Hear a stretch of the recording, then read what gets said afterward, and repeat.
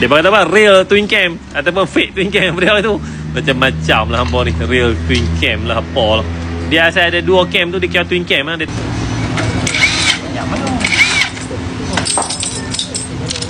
Jadi kita tengok ratio Gen 6 dia. Gen 6 dia pun saya duduk feel tu. Gen 6 dia pun rasa syok lah ratio dia. Lagi saya tengok ratio dia berapa dan apa ratio yang kita boleh baik pulih lagi ataupun memang tak payah buat dah. Ratio tu cun dah. Nanti kita kira kita dapat jawapan. Oh, belah tahu. Din, buka tengok makin kan. Tengok makin tu. Cam puli dia ni dia pakai skru dia tak macam area dia press.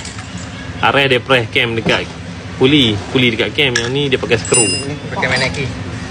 Dia ada key ni. Oh, jenuh nak buat adjustable pula ni. Ya, dia lightweight siap dah. Nampak? Tu orang kata model dah tau. Cam puli pun lightweight dah ni. Ambil benar 12. 12. Oh, dia abang tadi ni ni skru ni pusing terbalik ni.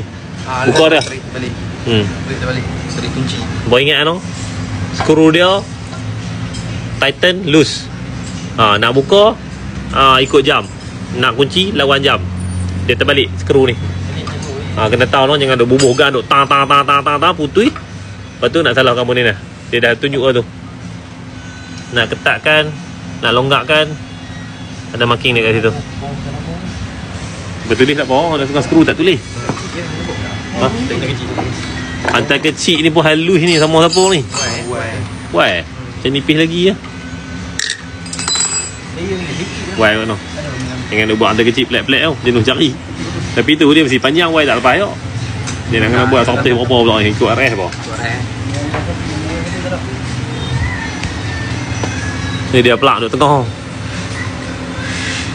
Tapi baru ni tembang dengan orang Malaysia. Dia kata apa? Buka plug kena buat apa? Selok radiator ke? Dia kata buka plug hanya buka skru selok radiator saja. Sangat senang. Dia tak macam RS nak kena barai habis. Lepas tu nak ambil upah RM10.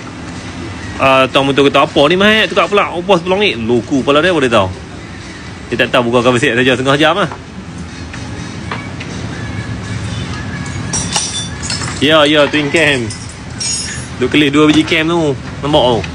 Takkan single cam. Dia kata apa? Real twin cam ataupun fake twin cam dia tu. Macam-macam lah hampa ni. Real twin cam lah apa lah. Dia asal ada 2 cam tu dia kira twin cam lah. Dia tak kira lah hang pakai hantar kecil ke, hang tak pakai hantar kecil ke. Marking dia macam mana? Dekat bawah sini straight lah. Oh dia ambil intake okey ngam.